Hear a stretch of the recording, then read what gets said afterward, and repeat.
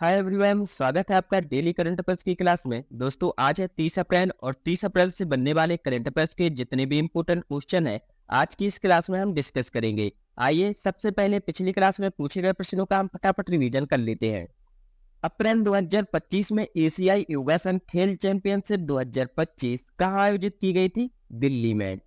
नई शिक्षा नीति एनईपी 2020 का निर्माता किसे माना जाता है? डॉक्टर के कस्तूरी रंगन।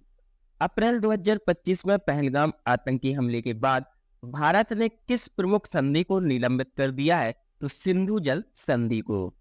अप्रैल 2025 में जम्मू और कश्मीर में पहलगाम आतंकी हमले के जवाब में संयुक्त राष्ट्र सुरक्षा परिषद यानी कि यूएनएससी ने क्या कार्रवाई की? तो उन्होंने की है हमले की कड़ी निंदा की और अपराधियों को न्याय के कटघरे में लाने के लिए वैश्विक सहयोग का आग्रह किया। भारत शिखर सम्मेलन 2025 का मेजबान कौन सा राज्य है? तेलंगाना। विश्व मलेरिया दिवस 2025 का विषय क्या है? मलेरिया का अंत हमसे होगा। ओडिशा के किस संरक्षित क्षेत्र को भारत का 107वां राष्ट्रीय उद्यान घोषित किया गया है? सिमलीपाल को। चीन और रूस ने चंद्रमा पर क्या स्थापित करने की योजना बनाई? नाभिकीय ऊर्जा संयंत्र।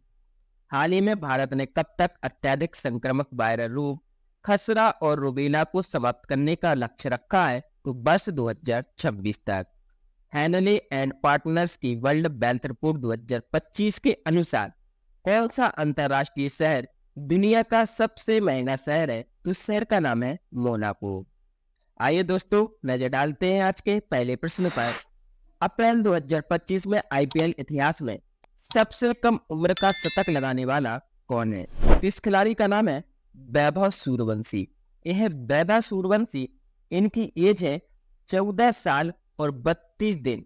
14 साल 32 दिन की उम्र में इन्होंने 28 अप्रैल को खेले गए गुजरात टाइटंस के खिलाफ मात्र 38 गेंदों में 101 रन बनाए। मात्र 38 गेंदों में 101 रन बनाए हैं। तो ऐसा करने वाले ये सबसे कम उम्र के खिलाड़ी बन चुके हैं। तो यहाँ पर क्वेश्चन नंबर फर्स्ट का सी ऑप्शन सही रहेगा।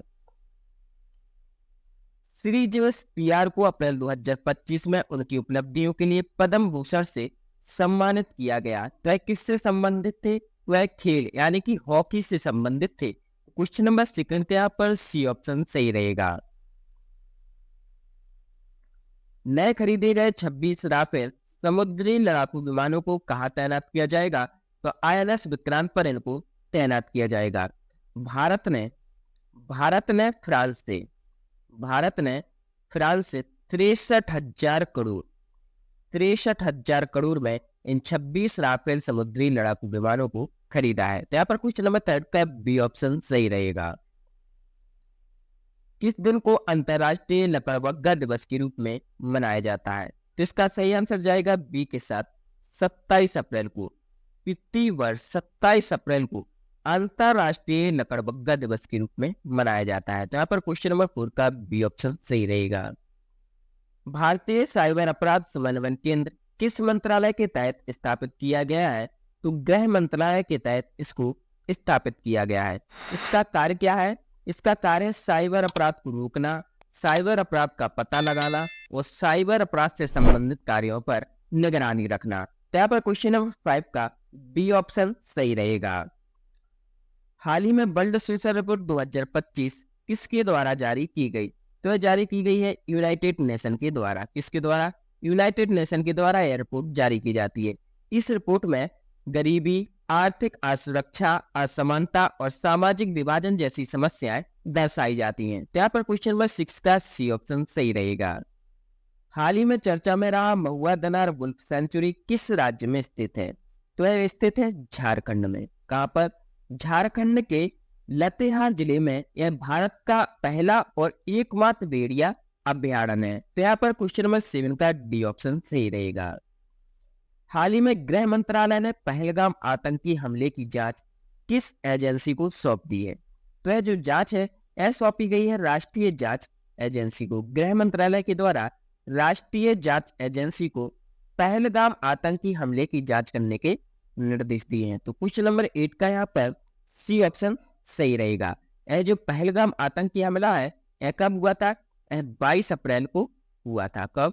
22 अप्रैल 2025 को यह आतंकी हमला हुआ था।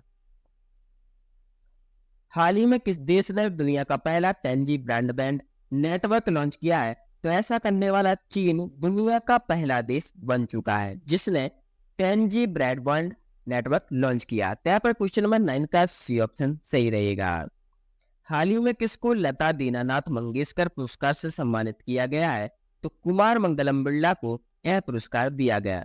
मोहन भागवत ने, आरएनएस के जो प्रमुख हैं मोहन भागवत ने, उन्होंने इनको यह पुरस्कार प्रदान किया। यह जो पुरस्कार है, यह पुरस्कार राष्ट्र और समाज के प्रति अग्रणी योगदान के लिए दिया जाता है। तो यहाँ पर क्वेश्चन नंबर 10 का सी ऑप्शन सही रहेगा। इसी के साथ आज की क्लास समाप्त होती है। देखते हैं प्रीवियस क्लास का क्वेश्चन। आपसे लास्ट क्लास में पूछा था सिंधु जल संधि 1960 में किन देशों के बीच हस्ताक्षरित की गई थी? तो भारत और पाकिस्तान के बीच की गई थी। आज का क्वेश्चन रहा प्रतिवर्ष किस तारीख को विश्व बौद्धिक संपदा दिवस मनाया जाता है? आपके ऑप्शन है 26 अप्रैल, 27 अप्रैल, 28 अप्रैल या फिर 29 अप्रैल। इसका सही आंसर आप सब लोग कमेंट बॉक्स में जरूर बताएं। इस क्लास की फ्री पीडीएफ के लिए आप हमारे टेलीग्राम चैनल से जुड़ सकते हैं जिसका लिंक डिस्क्रिप्शन बॉक्स में दिया गया है।